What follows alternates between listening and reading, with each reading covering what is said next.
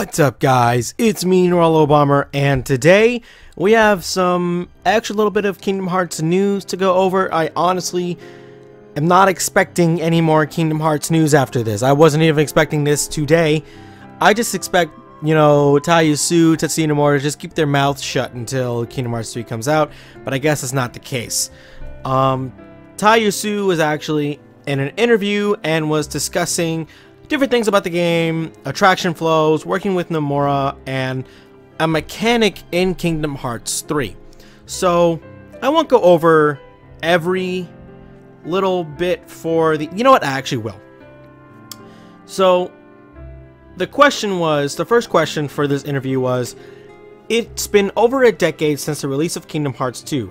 What are the different factors that have made it take so long? One of the main factors was the decision to switch the game engine to develop the game.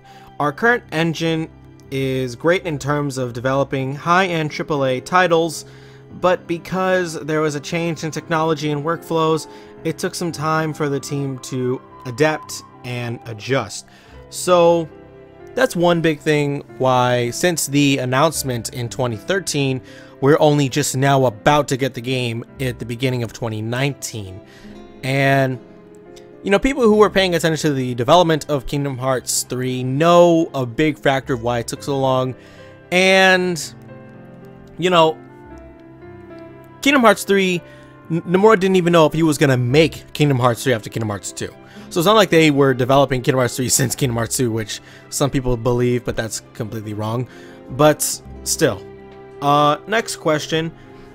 How long did it take to design and choose the new wall riding and theme park mechanics? Tai Yasue said, "We first developed the wall climbing action because we wanted to try something new for the Olympus world, which had been included in previous Kingdom Hearts games. Being able to climb up walls, dive off cliffs, and slide down ramps, we were able to radically change the gameplay for Olympus and the other worlds, as we were able to create worlds with far more height, scale, and sense of discovery. As for the theme park rides, we wanted to create something that was distinct to Kingdom Hearts. Something that is a quintessential Disney experience. Arranged in a way that would be fun to use in battle. Game director Tetsuya Nomura came up with the concept, while I did the game design for the various rides, and the art team handled the artwork. From there, we had a team of 3D artists, animators, engineers, and special effects artists working to implement the concept into the game. We wanted to make sure the rides had universal appeal, so we had weekly meetings with over 30 developers to discuss our opinions on game designs and graphics, adjusting each ride until we felt we had really nailed it." Next question was, the new worlds, Frozen, Tangled, etc. seem to be mostly newer Disney properties. Why did you pick up these, and are there still surprise worlds waiting to be revealed?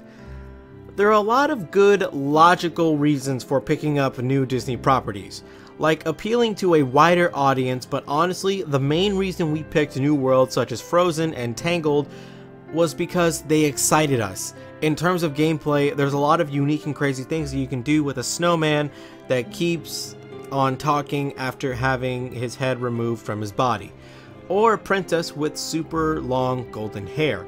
We're not planning on revealing any surprise Disney worlds, but these new properties gave us a chance to come up with a lot of new and fresh ideas. There will certainly be a lot of surprises with the gameplay. So basically, no more surprise last minute trailers. It's like, hey, this is going to be a world, or this is going to be a world like Moana or Coco, something like that. Now, I think the latest Disney franchise they said they were going to tackle for Kingdom Hearts 3 was Big Hero 6. So I don't expect any movie franchises to be in Kingdom Hearts 3 that were made past that.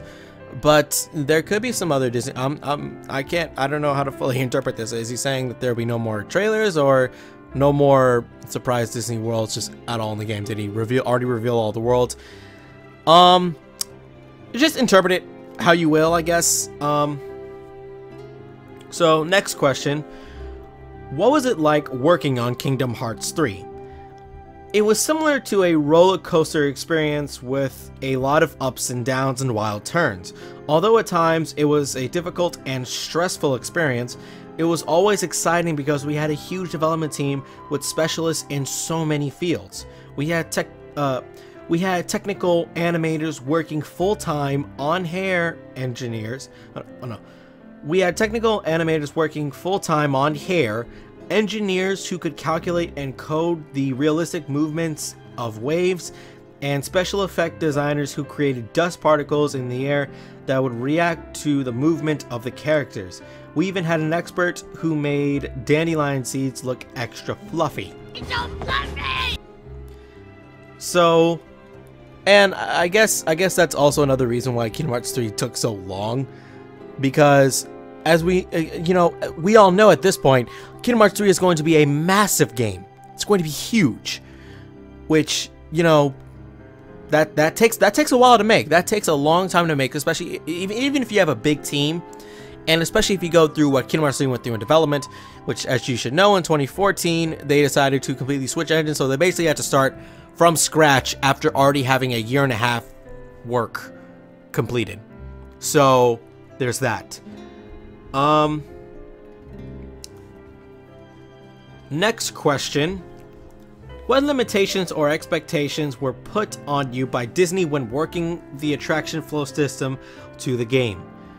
When creating something from a Disney property, we generally work to make sure it resembles the original as much as possible. But for the attraction flow rides, there actually weren't a lot of limitations. In the end, we came up with an original game mechanic for each ride that visually captured the essence of Disney without making the rides look like limitations. What do you have to say to the fans that have been waiting this long for a sequel? Yeah, most of us who've been waiting since 2006. What does he have to say? I'm truly sorry to have kept everyone waiting so long. It took a while, but we really wanted to make sure that the game met everyone's expectations. I hope more than I've hoped for anything else in my 20 years of making the games, that you all enjoy it.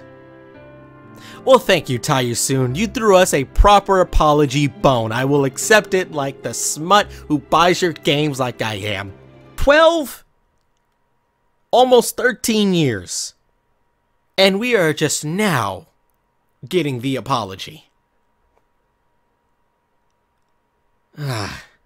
Whatever. You have had a hand in shaping Kingdom Hearts for almost a decade. How have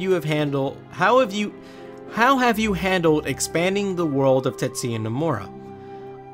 I've come to expect the unexpected. Nomura is a creative force that takes us to unexpected places, and it's been an exhilarating experience to expand on his vision.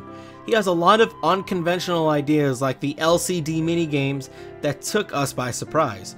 But when we actually build on those ideas, it somehow fits within the Kingdom Hearts universe in a fun way.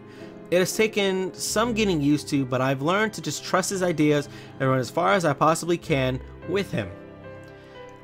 How would you describe Kingdom Hearts lore? This should be a good one. The story of Kingdom Hearts is a classic tale of light and good overcoming darkness and evil. Players will discover the power of friendship and how friends must band together to overcome hardships. A lot has happened since the first Kingdom Hearts game.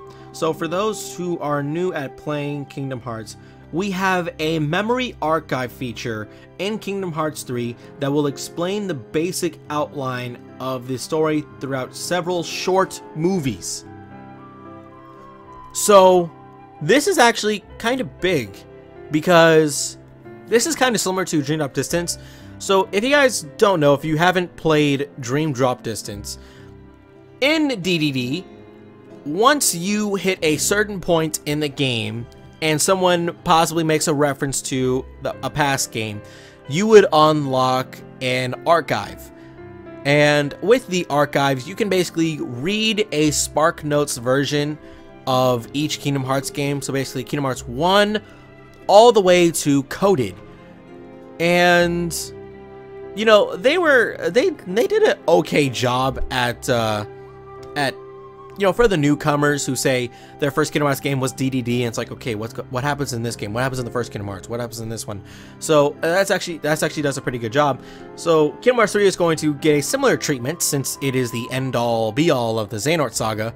And not to mention 0.2 had that too, but that was only for Birth by Sleep story, because that was the only story that had any real super relevance in 0.2. But since Kingdom Hearts 3, every game is going to be relevant, they have to have some sort of recall feature, and I guess that's going to be the memory archive. So short movies, that should be something. You know, now that I think about it, that's actually like really cool, because we might see like reenactments of different parts of each Kingdom Hearts game, but in the new graphics. So fingers crossed for that.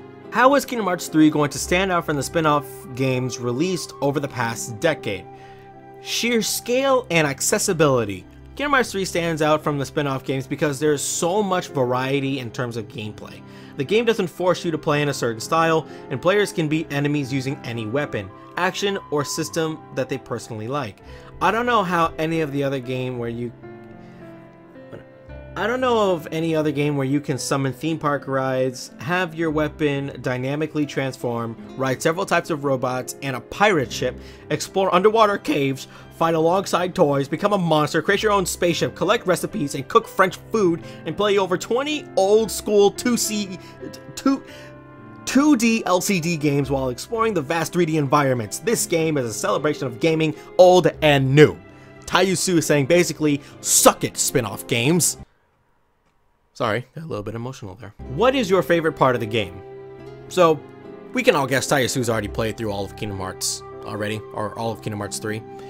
I pretty much like everything, so that's a difficult question to answer, but after finishing the game multiple times, okay, he's played the game multiple times, I've drifted towards the gummy ship. Wow, okay. In the gummy ship for Kingdom Hearts 3, players can explore a vast universe on a customized spaceship with complete freedom.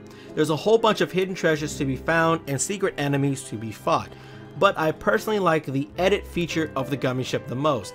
Compared to previous versions of Kingdom Hearts game, there's a lot more materials and parts to choose from.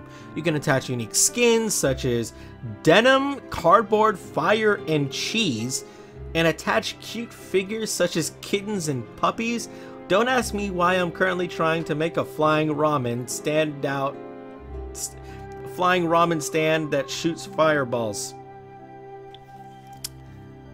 So what Tai Yasue is saying is that the customization for gummy ships is way better than Kingdom Hearts 2.